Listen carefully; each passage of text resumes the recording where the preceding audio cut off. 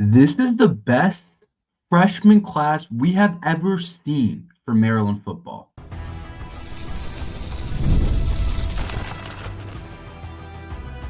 You are Locked On Terps, your daily podcast on the Maryland Terps, part of the Locked On Podcast Network. Your team every day.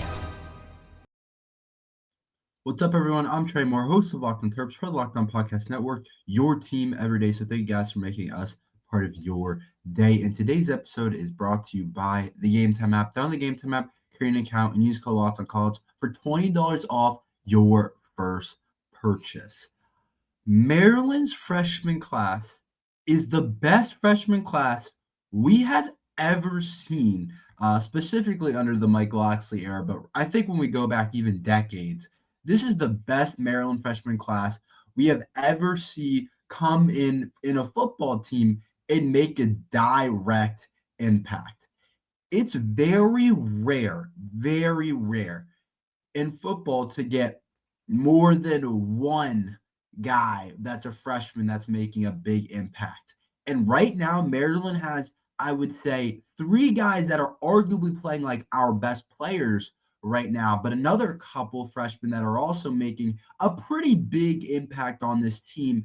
And I think the expectations going into the year for the 2025 class was for them to be really good. I said it the entire time. I said, this is the best class we have seen under Mike Locksley. I think that was kind of the consensus. I think that's what a lot of people believed. And I feel like that's kind of what's happened, what actually came together for Maryland football with the 2025 class. It was a top 25 class in the nation. According to most of the recruiting websites, a lot of people had it as a high-level class. But I don't think any of us could have guessed. I don't think anybody could have guessed that the class was going to be this good.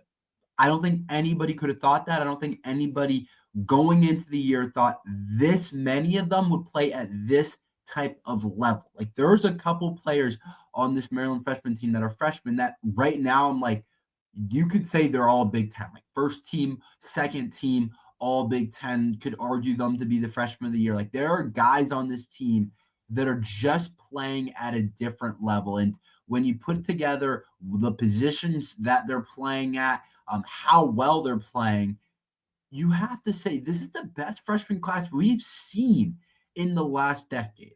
And I think before I get into it, I think the biggest trouble, and you guys know the names already, the biggest trouble is going to be keeping them. There's been a lot of already talk. I've seen tweets, something like Malik Washington will be very good for a big-time program next year, kind of inferring that he'll automatically leave Maryland. I know people have talked about all these different players that they're going to have opportunities to exit and opportunities to go somewhere else. And let's be honest, let's be real. That's the reality of today's college football. It's not like that's definitely not going to happen or impossible or crazy for someone to say that. I would disagree and hope that Mike Locksley is able to keep a couple of these guys or keep all of them, because I think we're building something really awesome with this freshman class that we just haven't had these types of building blocks. Like we've had players that come in that are good, but we haven't seen like 3 or 4 or 5 guys make the type of impact that these guys have made on the program so far. It all starts with Malik Washington for Maryland football. He's one of the best quarterbacks in the Big Ten right now.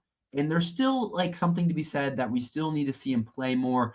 But in terms of pure talent, in terms of raw ability, and in terms of the actual play he's played so far during the season, I don't know if you wouldn't say, I don't know who you would say right now is playing better than him in the Big Ten at the quarterback position. I know there's a lot of different players playing at a pretty high level, but Malik's playing just about as good as anybody. With 1,000 yards on the season, nearly 60% completion rate. And the thing is, he's definitely throwing the ball down the field, 7.7 average per completion, 8 touchdowns to 1 interceptions through 4 games is mint. It's mint. It's exactly what we need. And we're seeing him also have the ability to get the ball out. It's not like he's holding on to it forever. He's only been sacked 1 time. And the fact that this kid's a freshman and he's played like this so far, it's pretty crazy. It's something that we never could have expected. We never could have I don't want to say we never could have expected. I think he was the one guy that we kind of thought, okay, he might actually end up being like legit. He might end up being one of the better guys we've seen Maryland football have. And I think he headlines the class, but let's be honest, he has also exceeded expectations and is playing better than even what we thought he was going to be. So he's been really good, obviously, and he headlines this best freshman class we have seen under Maryland football so far. But then I think this is when it gets to be like, this is like the meat of it. This is the reason why this class is so special. It's on the defensive side of the ball. And this is what makes this class so special. And this is the biggest reason why I'm like, this is the best class we've seen. We knew Malik was going to be legit, but we weren't for sure about some of these other guys that are coming together and are looking like they're going to be exceptional players for Maryland football. And you got to start the conversation with Sidney Stewart, who right now is the best. Like, you could say he's the best defensive lineman in the Big Ten right now. I'm not saying he actually is, but in terms of how he's played so far, in terms of the stats, in terms of everything, you could say he's the best freshman defensive end in the country. You could say he's one of the best in the Big Ten. And that's pretty crazy for a Maryland defensive end to come in and to look like one of the better guys in the entire country at his position group, especially on the edge. That is something that's just not normal. And it just goes to say this freshman class is different. He has 4 sacks, so he has a sack in every single game so far this year. He's 14 tackles on the year. He's just having an insane type of year. And then you go on to the other side, and it's like, you didn't get one elite pass rusher in the class that is making an impact as a pass rusher right away. You got 2. And Zahir Mathis as well, who has 2.5 sacks on the year, 15 total tackles, is a key on the edge. You got 2 defensive ends that are playing as good as anybody right now in the Big Ten. Like, really, are playing as good as anybody as freshmen. So that's 3 guys right there that are all playing at all Big Ten type of levels.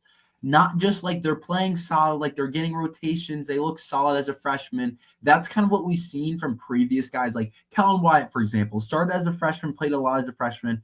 We never saw him do anything like this. And now he's at Indiana, but we never saw him do anything like this. That was like, yeah, that kid's that good.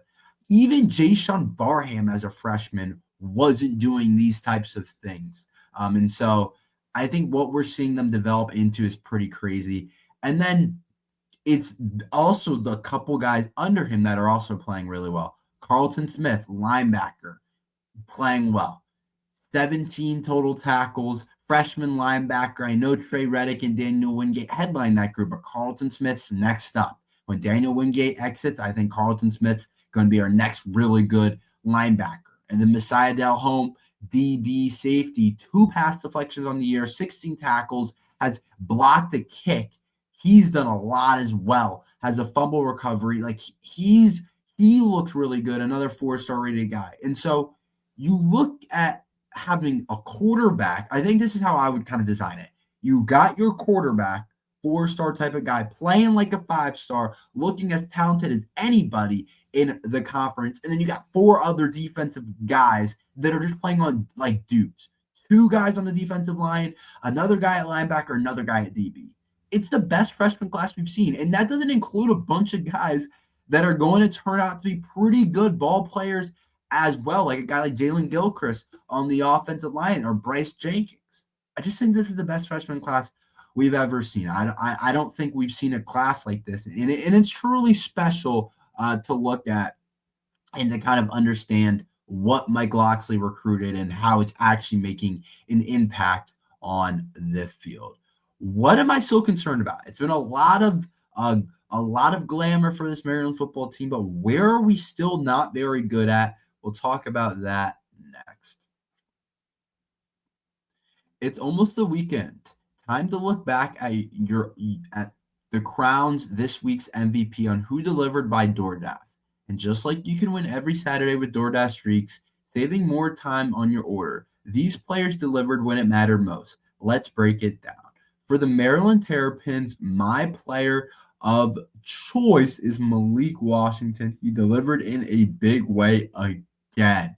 He had a couple of big-time throws against Wisconsin to lead Maryland to a 4-0 team and to take down their first Big Ten opponent.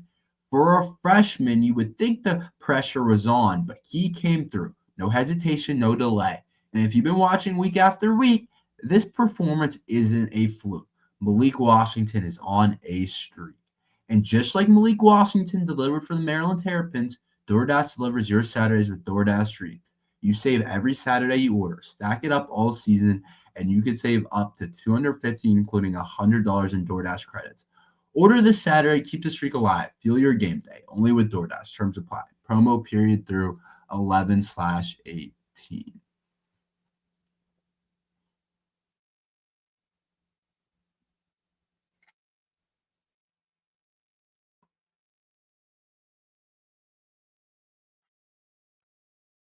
This episode is brought to you by Mazda. Moving the game forward for those who believe it's not just about playing the game, it's about redefining it. There are moments that do more than points on the board. They move crowds, move cultures, and keep moving the game forward. And this week's moment that moved the game forward was the Malik Washington bomb to Shalik Knott. That moment defined the game for Maryland football. It showed that Shalik Knott is officially a breakout player, and Malik Washington is one of the better freshman quarterbacks we have seen. And those guys got it going. And when you follow what moves you, the unexpected is only the beginning. And just like there's more to every highlight, there's more to a Mazda vehicle. Mazda, move and be moved. So there's been a lot of kind of flowers to give out for Maryland football. There's a lot of excitement. There's a lot of really good things going on. But I do want to say this. There are still concerns about this Maryland football team.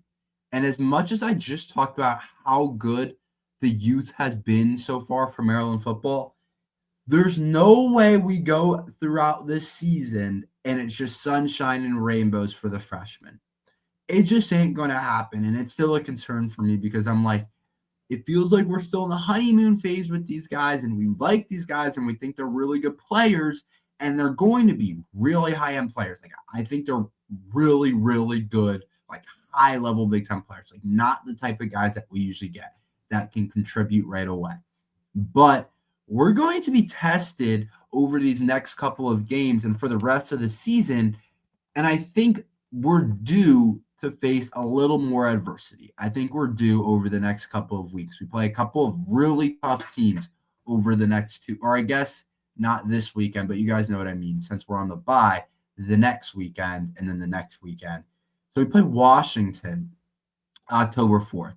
Washington has a really interesting game this weekend against Ohio State, which is going to really kind of make me kind of understand how good this Washington team is. And it's at home, but Washington's the best team we've played so far this season, and I'm still concerned with I feel like even though Wisconsin was supposed to be good or be 10-point favorites over us, that game didn't give us much adversity. It still feels like we haven't hit it. It still feels like Malik Washington hasn't had that game where like nothing's going and we have to find a way to pull something out. Or it doesn't feel like a game where our defense is getting absolutely torched. Like that hasn't happened yet. And so we haven't had to deal with a lot of adversity. And for a team that's really young, really exciting, receiving votes in the top 25, I still think we're kind of waiting for that time to be tested in that type of way because it just hasn't happened yet for Maryland football. And I think we're still waiting on that. And I think against Washington or the next week against Nebraska, two really good football teams. I was really into watching the Nebraska-Michigan game last weekend, and two really good football teams. I was kind of interested in the quarterbacks, see how they play.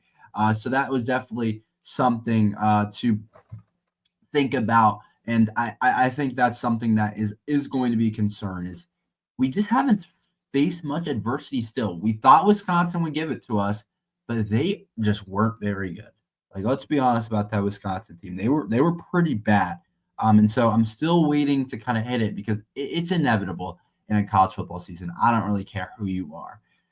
And then probably my biggest concern with like an actual part of the team, I still think it's running the football. It's bad right now. It's really bad. We can't figure it out at all. DeJuan Williams, 47 carries. He's the most carries on our team. 183 yards, 3.9 average. Nolan Ray, 32 carries, 109 yards, 3.4 average. Iverson Howard, 25 carries, 91 yards, 3.6 average. It's just not really getting it done. And I don't know what we need to do. I'm like, does some of the other running backs need to play more? Like, I don't know. Because, and I'll say this, I think the offensive line has been pretty good in pass protection. Like, I think we've been pretty good when you look at it, because Malik Washington's only been sacked once. It hasn't been like a ton of pressure. But again, we haven't played really anyone that could oppose us and give us a ton of problems. And so you still kind of look at it and you're like, yeah, well, yeah, it hasn't been great. But yeah, at the same time, we haven't played anyone that's like really scary yet. So that's part of this situation that is definitely still kind of interesting with the pass rush for Maryland football. In terms of, the pass rush for other teams. But I think in terms of run blocking, we're pretty bad right now. We can't run block at all. And the running backs aren't finding the lanes, and it's a really bad combo. And I think coming into the year, it was the first year in a while without kind of a proven guy, like since Roman Hemby left and transferred out, which was completely understandable to Indiana. We haven't really had an inexperienced, like no experienced guy in that running back room since when Roman Hemby was young and was a redshirt freshman and had that breakout year. I still think we can figure it out. I just think it's such a concern because, like, again, when the pass game ain't going, I know we haven't had that this year, you wonder, can we still get it done? Can we still figure it out? Because as of right now, that's not necessarily going to be the truth. And I promise you, I don't know who it's going to be, but it'll be very soon, whether it's Washington or Nebraska. I bet one of those two games. UCLA, I'm not too concerned about. They seem like more of a win than what I originally thought. But whether it's Washington or Nebraska, one of those teams is going to give us some challenge with throwing the football. So I think that's something else to be looking at for Maryland football. And I think that's something else that matters that we definitely should be paying attention to. So we'll see exactly how that ends up going for Maryland football. Let's talk a little bit about basketball recruiting. Maryland basketball missed out on a big-time recruit. We'll talk about who it was and why it matters next. The NFL season is here, and FanDuel's making sure you're ready for kickoff with a can't-miss offer. Right now, new customers can just bet $5, and if your bet wins, you'll get $300 in bonus bets to use across the app.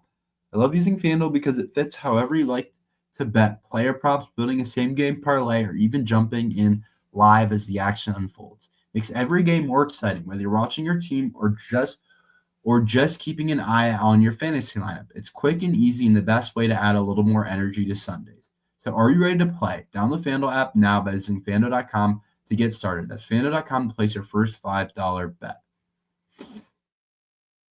So Maryland basketball missed out on a key recruit yesterday with this kid, Ant Brown. He announced his commitment. So I honestly thought we had a good shot at him, but then it seems like what happened was Vanderbilt came in with kind of a big time offer, and I really liked this kid. I thought he was kind of perfect for us. I thought he was kind of what we wanted. I'm not gonna spend too much time on it just because he's not going to Maryland anymore, but I did want to address it, and so we were in his top 3 along with Vanderbilt, and I was like, okay, I feel like we have a chance. Mainly because if you guys don't know, this kid, DMV kid from the DMV, goes to Archbishop's Carroll. So he's from here, plays for Team Durant, is a kind of one of those small point guards that kind of think you're Anthony Cowan kind of guy. He was really good, broke out in the EYBL, averaged 18.9 points, 4.7 assists, 3.5 rebounds. And that was leading Team Durant that had a lot of really good players. And so he showcased a lot during his EYBL time. But he definitely, to me, was kind of going to be like the typical Maryland point guard that we've had over the past like 5 or 10 years. Like, I thought it was exciting because I thought he fit the mold to what we've kind of had. Like, think about it. We've had some really good point guards over the last 5 or so years. Like, I thought he had similarities in his game to Jacoby Gillespie, who played last year for Maryland basketball, really good point guard for Maryland basketball. I thought he was kind of I thought he had some similarities to a guy like Jameer Young, undersized point guard again, who was really good for us, all Big Ten player, one of the better players in the Big Ten, even though we weren't very good last year. I thought he was somewhat similar to guys like Anthony Cowan or Melo Trimble, who were both DMV point guards that came into Maryland as high-level recruits. Like, I thought it was one of those types of players. I don't think he was quite that good, but I thought he was similar. But he is ranked pretty highly, 70th in the nation nationally.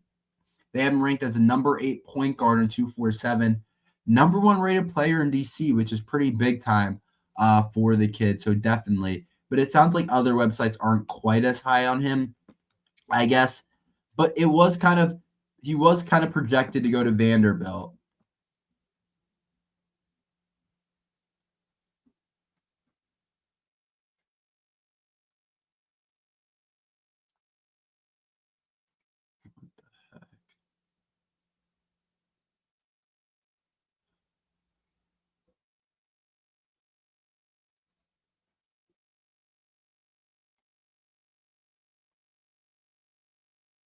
Sorry, my thing like stopped working for a second. It froze, but to get back to it, he was kind of selected to go to Vanderbilt. And I guess basically what it sounds like how it happened was Vanderbilt threw a bag at him. And it was one that I guess Maryland wasn't going to throw at him. So he ends up at Vanderbilt. And that's kind of how today's college sports work. You get a bag, you're probably going to end up at the place that pays you the most. And so I think a lot of what came from Maryland was I think Buzz did a good job with him. I just think Vanderbilt had money that Maryland wasn't going to compete with right now, which I don't know how much money it was, but I do think it's fair. But I did think it kind of was going to be I thought we had like somewhat of a chance just because of being the DMV team, being the local team. And I know Buzz has put some effort into him, but I think it's all right that we didn't add him. He's a little bit undersized. He also needs to add a little bit of weight. So you wonder how much he actually translates to college ball. I think he will. I'm not saying he won't.